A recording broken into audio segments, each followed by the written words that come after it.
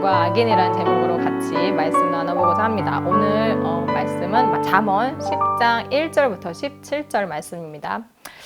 이 10장은요, 의인과 악인의 행위와 또 그 결과를 대조하면서 말씀을 하고 있습니다. 그러니까 전형적인 인과응보의 말씀이 나옵니다. 의인은 그의 행동으로 이제 보상을 받게 되지만 악인은 처벌을 받는다는 것이죠.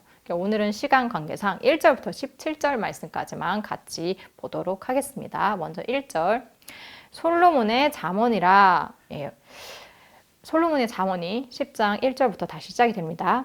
지혜로운 아들은 아비를 기쁘게 하거니와 미련한 아들은 어미의 근심이니라. 자, 지혜로운 아들과 미련한 아들, 즉 이들은 의인과 악인으로 볼 수 있습니다. 지혜로운 아들은 아버지를 기쁘게 합니다. 하지만 미련한 아들은 어머니의 근심거리라고 했습니다. 당연한 말씀이죠. 지혜 있는 자는 어떤 상황에서든 자신이 할 도리를 잘 할 것이고 또 어려운 일이든 힘든 일이든 잘 헤쳐나갈 것이기 때문에 밖에 내놔도 부모님이 전혀 걱정이 되지가 않죠. 그런데 오히려 그의 이 지혜로운 자가 그 어려움을 헤쳐나가고 이렇게 뭔가 성취하는 그런 모습들을 통해서 부모에게 이렇게 기쁨을 주게 됩니다. 반면에 미련한 아들은요, 문 밖에 내놓는 것만으로도 걱정이 되는 거죠. 그의 잘못된 판단으로 죽을 길을 가지 않을까, 더 어려운 길로 가지 않을까, 잘못된 길을 선택하지 않을까, 계속 이렇게 부모에게 걱정을 주는 겁니다. 자, 2절, 3절 말씀 보도록 하겠습니다. 불의의 재물은 무익하여도 공의는 죽음에서 건지느니라. 여호와께서 의인의 영혼은 줄이지 않게 하시나 악인의 소욕은 물리치시니라. 자, 이번에는 불의와 공의의 대조입니다. 자, 불의한 재물, 즉 정당하지 않은 방법으로 모은 재물은 무익하다라고 했습니다. 반면 공의는 죽음에서 건질 수 있다고 했습니다. 불의는 죽음의 길로 가는 고속도로와 같습니다. 불의로 아무리 많은財산을 쌓아도 그것은 그를 죽음으로부터 구원하는데 하등 도움이 되지 않는다는 것이죠. 부정하게 얻은 재물로 생명을 얻을 수는 없습니다. 공의만이 죽음에서 우리를 건질 수 있습니다. 하나님께서는 의로운 사람의 영혼이 굶주리지 않도록 도우신다고 말씀하십니다. 반면 악인의 탐심은 좌절시킨다고 말씀하셨죠. 자, 4절, 5절. 손을 게으르게 놀리는 자는 가난하게 되고 손이 부지런한 자는 부하게 되느니라. 여름에 거두는 자는 지혜로운 아들이나 추수 때에 자는 자는 부끄러움을 끼치는 아들이니라. 자, 의인과 악인의 대조가 이번에는 부지런한 자와 게으른 자의 대조로 이어집니다. 손이 게으른 자는 가난하게 되고 손이 부지런한 자는 부유하게 될 것이라는 지극히 일반적인 원리를 말씀하고 있죠. 하지만 기억해야 할 것은 우리가 부유하고 또 가난하고 이 두 가지의 것들은 하나님께서 주시는 것이라는 사실입니다. 부지런하기 때문에 부자가 되고 게으르기 때문에 가난한 것이 아니라 하나님께서 부지런한 자와 게으른 자에게 각각 그렇게 하기로 결정을 하셨기 때문에 부유하거나 가난한 그런 결과가 나타난다는 것이죠. 자, 5절은요, 부지런함을 지혜와 연결을 시키고 있습니다. 여름에 추수를 준비하는 자는 지혜로운 아들이라고 말하고 있죠. 뜨거운 여름은 누구나 일을 하기 굉장히 힘든 때입니다. 하지만 지혜로운 자는 내가 힘든 때이기 때문에 아니면 내가 힘들 때가 아니기 때문에 일을 하지 않거나 일을 하거나 이걸 결정하는 것이 아니라 그 농사의 시기에 맞춰서 일을 진행을 합니다. 하지만 게으른 자는 추수 때에도 잠을 잡니다. 추수는 그동안 고생한 것들을 거두어들이는 굉장히 중요한 때입니다. 그럼에도 이 게으른 자녀는 추수를 하지 않아서 1년 고생을 허무하게 만들어 버립니다. 이는 부모를 부끄럽게 하는 행동이라고 했습니다. 지금은 우리가 농사일을 하지 않아서 이런저런 방법으로 먹고 살 수 있다고 하지만 농사가 다인 때는 농사를 짓지 않는다는 것은 무슨 의미일까요? 나는 내 힘으로 살지 않고 남의 도움을 받고 살겠다라는 의도가 있는 것이죠. 게으른 자는 자신의 앞날에 대한 어떠한 계획도 없습니다. 그저 하루하루 무기력하게 살아갈 뿐입니다. 살아가는데 의욕도 없고 또 목표도 없이 그냥 안일하게 사는 삶이 바로 게으른 삶입니다. 자, 그럼 부지런함과 게으름은 또한 하나님께서 만드신 질서에 순응하느냐, 그렇지 않느냐, 이것과 또 관련이 있습니다. 자연은요, 하나님의 창조 질서 안에서 체계적으로 돌아가고 있습니다. 사람들 또한 그 질서 안에서 하나님께서 허락하신 일들을 하면서 살아가야 합니다. 하지만 게으른 사람들은요, 하나님의 질서대로 살지 않고 자기 욕구에 따라서 살아갑니다. 일해야 할 때 놀고, 추수할 때 잠을 자고 말이죠. 자, 6절에서 이제 14절 말씀은요, 우리 말과 관련된 지혜에 대한 말씀이에요. 6절 말씀 보시면, 의인의 머리에는 복이 임하나 악인의 입은 독을 머금었느니라. 자, 의인의 머리에는 복이 임합니다. 반면 악인의 입은 독을 머금은 것 마냥 악한 말이 숨겨져 있습니다. 전에도 말씀드렸다시피 우리의 생각이 입술로 나오게 됩니다. 의인은 그의 생각이 바르기 때문에 그에게 복이 임하지만 악인은 그의 생각이 입으로 나오는데 그것이 독과 같다고 했습니다. 즉 다른 사람들에게 해를 입힐 정도의 그런 폭력적인 말을 입에 담고 산다는 것이죠. 그래서 의인과 악인을 가르는 데 있어서 말은 1차적인 가름막이 될 수 있습니다. 7절 말씀 보시면 의인을 기념할 때에는 칭찬하거니와 악인의 이름은 썩게 되느니라. 혹시 이런 고민한 적 있으세요? 자신이 내가 역사에 어떻게 기록될 것인가? 아니면 기록은 될 것인가?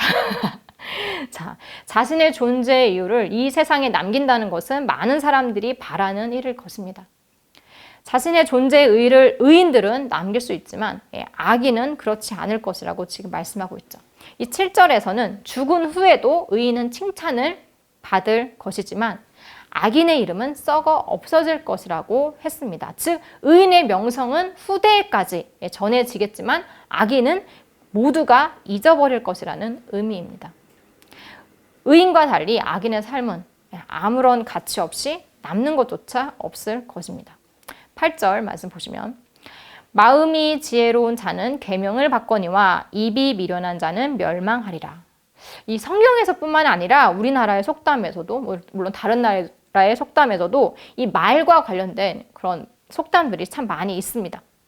이를 통해서 우리가 하나님을 믿고 하나님을 안 믿고의 문제를 떠나서 그만큼 이 말이 얼마나 우리 일상생활에 주요한지 알 수가 있습니다. 이 8절에서는요. 지혜로운 자는 하나님께서 주신 계명에 따라 함부로 말하지 않을 것이지만 미련한 자는 그의 마음대로 모든 것을 말하다가 결국 멸망할 것이라고 했습니다. 우리는 하나님께서 우리에게 입을 주신 이유를 생각을 해봐야 합니다. 아무 말이나 하고 싶은 말 다 하라고 주신 입은 아닐 것입니다. 우리에게 주어진 이 입은 우리의 생각에 따라 지혜롭게도 또는 어리석게도 사용될 수 있습니다. 9절, 10절 말씀 보도록 하겠습니다. 바른 길로 행하는 자는 걸음이 평안하려니와 굽은 길로 행하는 자는 드러나리라. 눈짓하는 자는 근심을 끼치고 입이 미련한 자는 멸망하느니라. 자, 바른 길, 의의 길로 행하는 자는 그의 삶이 평안해질 것입니다. 그는 남들을 속일 일도 없고 또 해를 끼칠 일도 또 다른 사람 것들을 뺏기 위해서 계략을 세우는 일도 없기 때문에 어떤 근심 없이 자신의 길을 정직하게 걸어가기만 하면 됩니다. 그런데 굳이 굽은 길, 악의 길로 행하는 자는 곧 그의 행위가 드러날 것이라고 말씀합니다. 즉 악인은 그의 행위를 숨기고 싶어도 숨길 수 없을 것입니다. 왜냐하면 언젠가는 그것이 드러나고야 맙니다. 하나님께서 그의 악행을 드러내실 것이기 때문이죠. 그리고 이어지는 10절을 보면 굽은 길의 행위, 즉 악을 행하기 위한 눈짓과 미련한 말들은 근심거리를 만드는 행위이고 그 마지막은 멸망이라고 말씀했습니다. 자, 11절 의인의 입은 생명의 샘이라도 악인의 입은 독을 머금었느니라. 말은 사람을 죽일 수도 있고 또 살릴 수도 있습니다. 그런 의미에서 의인의 입이 생명의 샘이라고 하는 말씀은 그의 선한 말들이 사람을 살린다는 의미입니다. 즉 의인의 말은 듣는 자에게 유익을 줍니다. 지혜의 말을 하기 때문이죠. 의인의 말이 듣는 자에게는 듣기 좋은 말일 수도 있고 아니면 듣기 싫은 말일 수도 있지만 듣는 자에게 유익한, 듣는 자를 살리는 말이라는 것이죠. 반면에 악인의 말은 독처럼 사람을 괴롭히고 심하면 죽게까지 한다고 했습니다. 12절 말씀. 미움은 다툼을 일으켜도 사랑은 모든 허물을 가리느니라.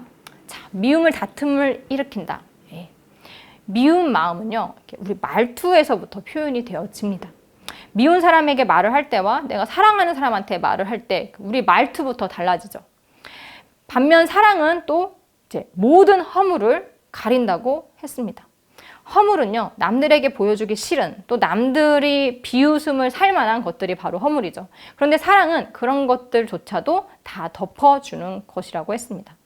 덮어놓고 모른 척 하는 것이 아니라 그럼에도 불구하고 사랑하는 것이죠. 그렇기 때문에 사랑은 다툼이 아닌 화목을 우리에게 줍니다. 13절, 14절 말씀 보도록 하겠습니다. 명철한 자의 입술에는 지혜가 있어도 지혜 없는 자의 등을 위하여는 채찍이 있느니라. 지혜로운 자는 지식을 간직하거니와 미련한 자의 입은 멸망에 가까우니라.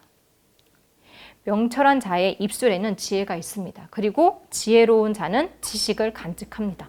그렇기 때문에 지혜로운 자는 때에 맞는 적절한 말을 할 수가 있습니다. 하지만 지혜 없는 자는 말을 할 때 분별 없이 막 합니다.